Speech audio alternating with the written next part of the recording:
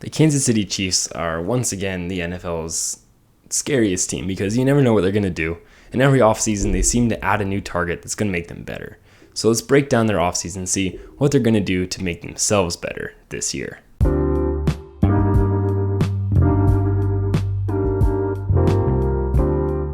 What's up, guys?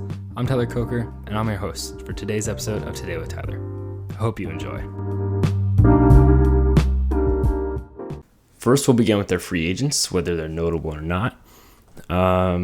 Key free agents are Tyrann Mathieu, the strong safety, who probably won't be back after they sign Justin Reid.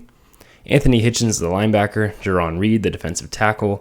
Melvin Ingram, the edge rusher. Travarius Ward, the corner, who did not end up signing with them. Darrell Williams, the running back. Jerick McKinnon, the running back.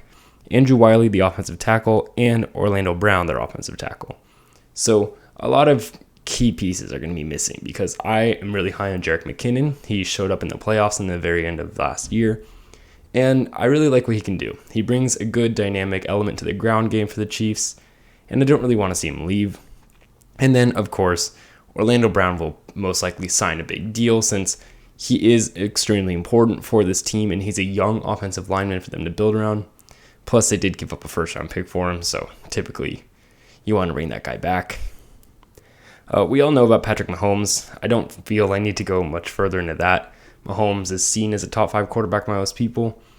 He's extremely good, and they don't have to worry about quarterback for a very, very long time. The wide receiver core is one of the more interesting ones because Tyreek Hill is a top 10 wide receiver, but they kind of lack skill after that. They did sign Juju Smith-Schuster, but I don't think he's very good as a player. They didn't get much better by signing Juju Smith-Schuster, and they really need to build with another wide receiver. I would like to see him get someone like Drake London, for example, because they kind of need somebody who can play as that one. Because Tyreek Hill is very much a speed guy. If you take away his speed, he isn't really as effective as a normal wide receiver one would be against a good match for them. Their tight end group is pretty good as well, obviously. Travis Kelce is one of the best tight ends in the NFL. He's a top 3, top 4 guy. They could definitely use a blocking tight end since Kelce does have the drawback of not being good at blocking. But they do have enough to work with, and they don't run enough for that to really be an issue. And talking about that run game, they need to work on it. Clyde Edwards-Helaire didn't live up to that first-round selection, but in the end, he's working well enough to stay running back 1. A surprise was Jerick McKinnon because all of a sudden he started playing really well, and I'm really scared if he can turn out to be a good running back and they get a running game in Kansas City. The Chiefs definitely listened to that game film from the Super Bowl last year and completely redid their offensive line. It worked really well. They were PFF ranked number 5, and the Chiefs O-line consisted of Creed Humphrey, who was worth the first-round selection that I had projected him to be, although I did want him to go to the Packers, and he was an absolute steal in the second round. The Chiefs have a top center in the entire NFL, and he's only a rookie, so they have a lot to work with there. Offensive guards Joe Thuney and Trey Smith both had great years, and Orlando Brown proved to be worth the trade he required to get him. Andrew Wiley was the right tackle. He wasn't as good, and I wouldn't be surprised if we saw someone get put in to get a spot, potentially even in the draft, but in the end, if you're only missing a right tackle, that's a pretty good spot to be in. Moving on to their defense, it's their undisputed weakness. The rush defense was really bad. They allowed the 3rd most yards per carry in the entire NFL. While it doesn't devastate a defense, as teams ahead of them are the Packers and Steelers, the Chiefs are also 2nd worst unit for sack percentage, which is a little bit more important. They were only ahead of the Atlanta Falcons, who that's not really much of a flex. The Atlanta Falcons were absolutely horrendous at pass rushing. They attempted to fix this issue over the course of the season, moving Chris Jones into the interior line and trading for Melvin Ingram, who both had great seasons. But despite their efforts, Frank Clark and Jerron Reed both had horrendous seasons, marking a major weakness for the defense.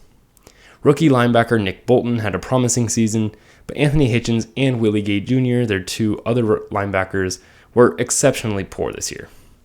Adding on to the weak box presence was a terrible secondary. Until their Green Bay game against Jordan Love, the Chiefs were the worst passing defense in the entire NFL, and they were still placed 26th at the end of the season, so they didn't improve that much.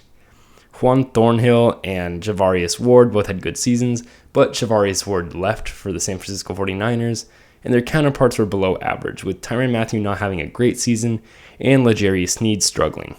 And we don't even need to mention Daniel Sorensen to be able to know how he did. Look for the Chiefs to make a lot of defensive moves this year because the draft is very rich, full of defensive talent, and ultimately that's their biggest weakness. So their top 5 positional needs to me are defensive end, defensive tackle, corner, wide receiver, and strong safety. And an ideal draft might be something along the lines of Travon Walker, the Georgia defensive lineman, coming in the first, although recently he jumped in a lot of big boards, including my own, so I'm not sure if he'll end up there anymore. But look for them to get someone like Jermaine Johnson or Cameron Thomas or someone along those lines who's very good and just hasn't made it there. Boye Mafe is another name to watch out for from Minnesota. In the second round, I'm drafting Ole Miss, the edge rusher. He certainly hasn't moved. He might be there. And then the third, Tyreek Woolen, the UTSA corner. He also jumped up in a lot of draft boards, and I wouldn't be surprised if he was even a mid-second round pick. So it certainly might not happen that he goes there, but there will be corners available in the third round for them to draft from. And don't be surprised if they end up taking somebody who can kind of be a faster guy. And then they have a second, third round pick, and with that one, I've been taking Eric Ezukanma, the Texas Tech wide receiver, because I like what he brings to the table, and ultimately his skill set is really, really nice for the Chiefs. So I want to see the Chiefs do this year in this offseason, because last year they focused solely on the offensive line, and that worked extremely well. But now will they change that and start working on the secondary or the defensive line or linebacker core and do that exact same renaissance? I don't know. It'll be interesting to see if they try to do that or if they just try to get one guy in each position, because ultimately their defense is holding them back a lot. If they could even get a mediocre defense, they would be a very, very scary team. But until then, they're relying on their offense. So thank you for listening to the Kansas City Chiefs.